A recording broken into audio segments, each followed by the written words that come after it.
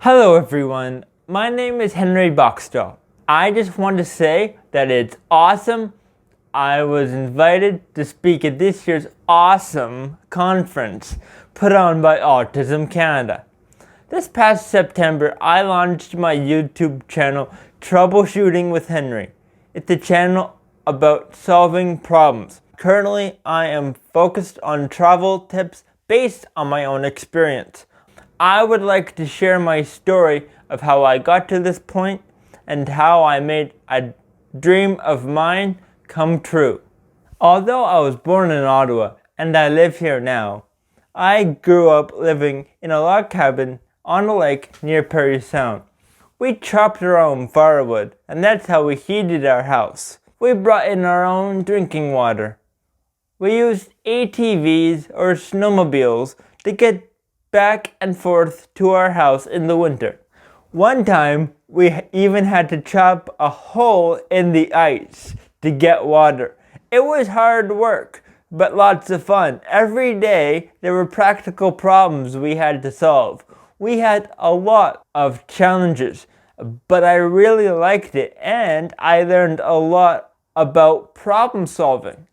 I consider myself an adventurous person. I like to try new foods. I like to travel. I love to learn, even though it might be something I've never tried before. Sometimes I get nervous, like when I'm learning a new martial arts skill, for example. But I ask for help. I ask the person explaining the new thing to me to go slowly. Then I practice, sometimes over and over and over again. During my time at high school, I had different work placements. I ran my own coffee business with support from Mr. Roman, an educational assistant. We delivered coffee, tea, hot chocolate, and juice, and baked goods to the staff of the school. I worked at the produce depot, cleaning, recycling cardboard, and helping to replenish stock. I also worked at the restore, helping to sort, clean, and display items. After high school, I wanted to make an impact in my community, to put some good into the world, starting in my own neighborhood. I'd been involved with person-directed planning for many years. That means I looked at what skills I already had, what my interests were, and what skills I wanted to learn. There were so many things I wanted to do. With the help of my support team, I came up with the plan to pursue sports and explore new work environments through volunteer opportunities. We decided that I would do volunteer work with my life skills coach, Kate. Kate and I would work as a team so that I had the support I needed to explore different work experiences. That meant we would work together on every job site, side by side. We were partners. There were lots of benefits to our buddy system. If something went wrong, we were there for each other. It made learning new skills easier, safer, and more fun. Over the past 3 years, we worked in a lot of different situations. We were porters at the St. Vincent Hospital. We worked as sous chefs at the Shepherds of Good Hope Soup Kitchen. We pruned trees and shrubs as part of the gardening team at the Experimental Farm. We stocked shelves at the Parkdale Food Center. We tended to large and small animals at Youth Farm Now, which included moving a lot of manure. I learned a lot of things, like how to report to a boss on the job, how to follow specific instructions, how to follow procedures, how to make a point without being rude, and how to consider other people's feelings. I worked on punctuality, dealing with difficult people while on the job, even dealing with bad weather while working outside. I learned how to use an industrial dishwasher. Super fun. I learned how to help with bingo and art projects with the residents of a rehab and hospice center. I prepared cakes and other desserts, yum, and lots of other things too. I met a lot of different people. Some were experiencing more difficulty than others. Some were more upbeat. I really liked the different environments for each job site. Last spring, I was really looking forward to volunteering. I decided to try all new things. My life skills coach and I were accepted by the Canadian Blood Services, the Hello Lodge, and LTalk, a tutoring service for English as a second language for new Canadians. In preparation for Blood Services, we took a Red Cross basic life-saving course. I even gave blood for the very first time. And then COVID happened. At the time, I was attending the Adaptive Learning Program, a workplace training program. I was taking the light rail transit system to school and back by myself. It took a long time to master this skill, but I did it. I made new friends at school. I had a full daily routine with lots of outings and activities. Then, everything stopped. Volunteering plans stopped. School stopped. Sports stopped. I practiced Brazilian Jiu-Jitsu and kickboxing, both martial arts. The martial arts studio could no longer hold in-person classes. I was taking swimming lessons. All the swimming pools closed. My social life changed completely. It was impossible to make new friends, to see old friends, or even to explore dating. No visits to my cousins or grandparents, or even going places on the train. At first, I was very angry. I was frustrated. I couldn't do the things I wanted to do. Basically, my life came to a grinding halt because of COVID-19. It was hard to understand why, and it was hard to remember why this was happening. I got mad at my parents because I thought they were just saying no to all of my activities, but not telling me why. We had lots of discussions about what was happening. We talked about how we might continue activities in a safe but very different way. Then we started to hear about something called Zoom. We didn't know anything about it, but we learned fast. The Adaptive Learning Program opened up Zoom sessions so I could continue learning and see my friends at school. My martial arts academy offered one-on-one training on Zoom. We set up a workout studio in the basement, and Kate and I moved to online coaching via Zoom too. I started to think about creating a YouTube channel. It's something I'd always talked about doing, but for lots of reasons I've never done. I wanted to share some of the many things I learned from traveling. Traveling has taught me that things rarely go as planned and that you have to roll with it, improvise, make things up as you go along.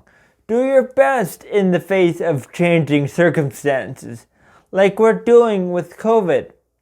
Well, after discussing it with my team, we all agreed that this seemed like the perfect opportunity just to go for it. Kate and I began adding discussions into our Zoom sessions about what kind of YouTube channel I wanted to make. I'd recently returned from a year-long trip in Europe with my parents, and I also had a lot of other trips under my belt.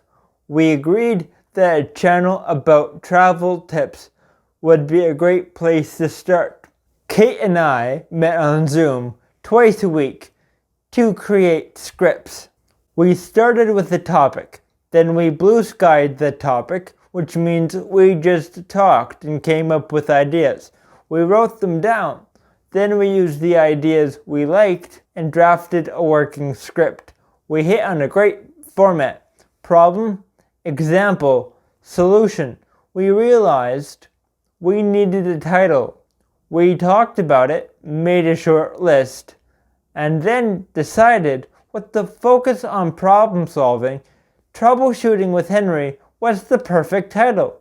At some point early on, Kate and I began calling our sessions production meetings. We set and agreed to agendas and followed them to make sure we didn't forget anything that needed to be done. Kate suggested that we needed some music for my channel. We came up with a short list. Then she played Johnny Flynn's The Detectorists for me. I loved it, and it turned out my mom and dad loved it too. I thought it was the perfect music. It really set the tone of what I wanted to do through my channel. We had a discussion about ethics and how and why we should get permission from Johnny Flynn to use his music. Kate told me that normally you would write a formal letter requesting permission. But since I was going to be making videos, we thought it would be a great idea to make a video and send it directly to Johnny Flynn asking permission. The very next day after we sent the video, we received a reply saying, "Yes, you can use the music with our permission."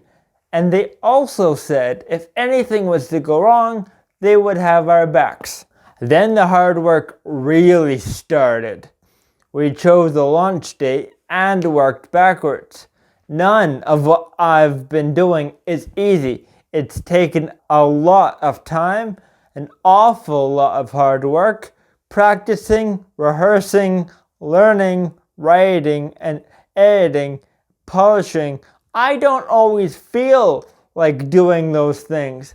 Sometimes I'd rather play video games and chill out, but I do it because it needs to be done. I have a responsibility and I want to be professional. I started this.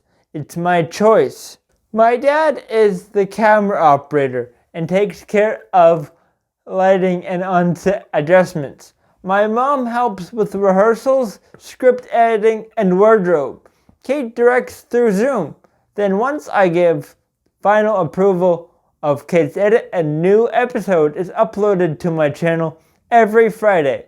With the help and support of my team, the people I love, and who believe in me, I'm able to move forward with my dreams.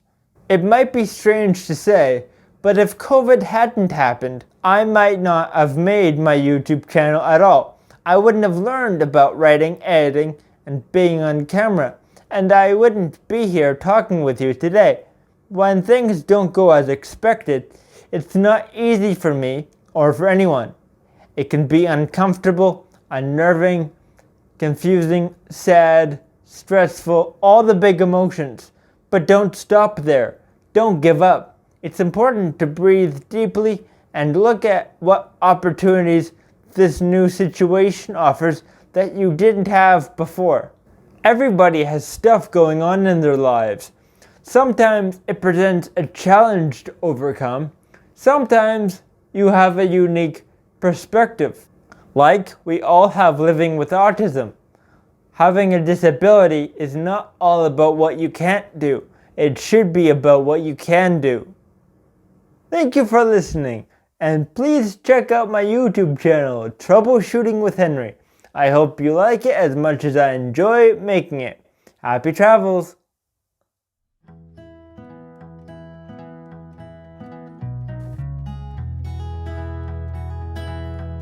Hello, Johnny Flynn. This is me, Henry Boxstall, and I'm doing a vlog about traveling and many other things.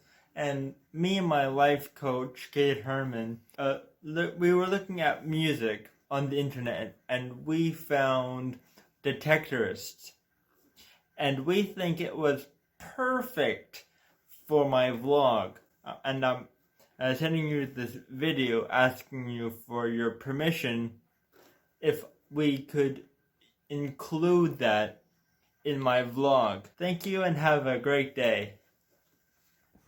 Hello everyone, it's me, Henry Boxstall, and welcome to my channel, Troubleshooting with Henry. Today's topic is budgeting for a trip. This is an important step in planning for any travel adventure. One of the important things to look for is a decent shower. You want a good shower with the proper shower curtain or door. You could end up with water all over the floor, and you might also have a bunch of controls you don't know how to use. I speak from personal experience on this one. Also, in small kitchens, it's very important to close the cupboard doors. Pay attention to complaints on review sites about head bonking. If you're tall, like me, I was seeing stars on more than one occasion. Our favorite thing to do was to buy food at small shops, specializing in one type of food. For example, a boulangerie for bread. There are also shops that only sell fruit and vegetables. 2. Going to smaller and busier restaurants is often a better choice. If the local community frequents a particular restaurant, it's probably a solid choice. The food will often be more authentic, and it's less likely to give you problems. The focus of this episode is eating street food. It's a great way to grab a substantial snack that showcases the local cuisine. Okay, what's going on? Be aware that your clothing and personal items of apparel may be a beacon for thieves. You could become overly noticeable, and not in a good way. As a tourist, you want to try to blend in. Leave your fancy stuff at home. On previous travels, my companions and I rarely had a dryer. So when you're packing, try to bring clothes that dry quickly. You don't want to put damp clothes in your suitcase. Thank you for watching. Please like and subscribe below. And as always, special thanks to Johnny Flynn for giving us permission to use his beautiful music. Happy travels! Happy travels! Happy travels! Happy travels! Happy travels!